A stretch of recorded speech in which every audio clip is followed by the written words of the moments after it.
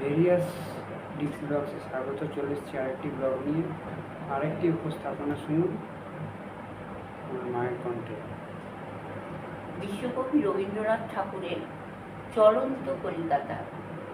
ইটের টোপর মাথায় পড়া শহর কলিকাতা অটল হয়ে বসে আছে ইটের আসন পাতা। ফাল্গুনে বয় বসন্ত বায়, না দেয় তারে নাড়া। বৈশাখেতে ঝড়ের দিনে ভিত রহে তার খাড়া। শীতের হাওয়ায় থামগুলোতে একটু না দেয় কাঁপন। শীত বসন্ত সমানভাবে পরে ঋতু যাপন। অনেক দিনের কথা হলো, স্বপ্নে দেখেছিনু।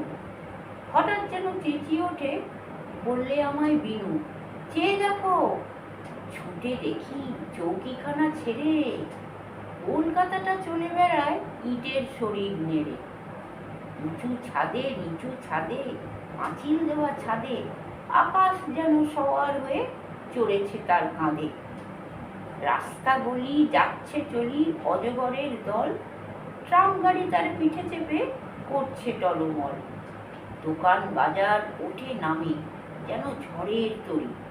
চৌরঙ্গীর মাঠখানা ওই যাচ্ছে সরি সরি। মনুমেন্টে লেগেছে দোল, উল্টিয়ে বা ফেলে খ্যাপা হাতির সুরের মতো ডাইনে বাঁয়ে হেলে। স্কুলেতে ছেলেরা সব পড়তেছে বই বই, অঙ্কের বই নৃত্য করে ব্যাকরণের বই।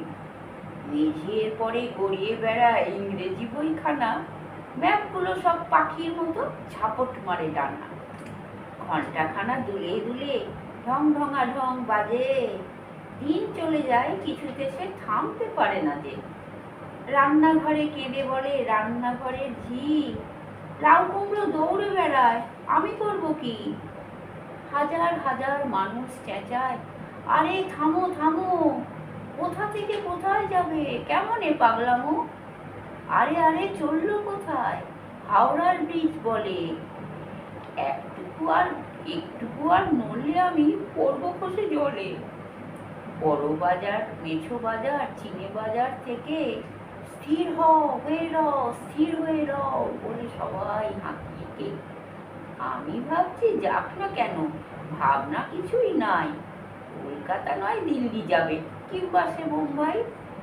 হঠাৎ কিসের আওয়াজ হলো, তন্দ্রা ভেঙে যায়। তাকিয়ে দেখি কলকাতা সেই আছে কলকাতায়। শুনলেন উপস্থাপনাটি। লাইক শেয়ার সাবস্ক্রাইব করবেন এবং দেখতে থাকুন ভেরিয়াস ডিসি ব্লগস। অপেক্ষা করুন পরবর্তী ব্লগের জন্য।